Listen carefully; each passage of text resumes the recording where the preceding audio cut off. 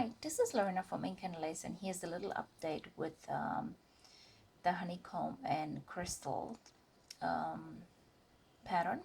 So what I did so far, I used that microscopic crystal pattern that I talked about earlier on, and created two abstract quartz designs in Romanian point lace technique.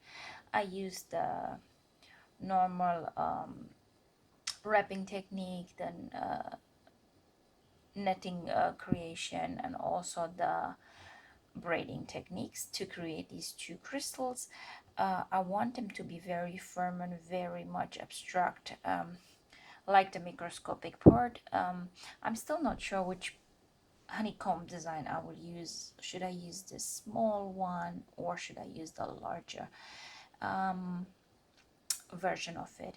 If you have any question on it, or you like to see how the honeycomb design is made, please leave a comment below. Also, what would you like me to do? Would you like me to do the smaller one or the larger one? When it comes to the thread, I use this bright red, I also call them Valentino red because it's so beautifully bright and so unique.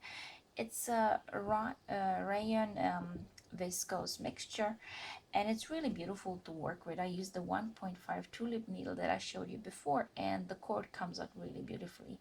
So what I need to do now more is a little bit more cord and make the connection between the crystals, lace, and the honeycombs. So thanks for watching, and thank you for subscribing to our channel.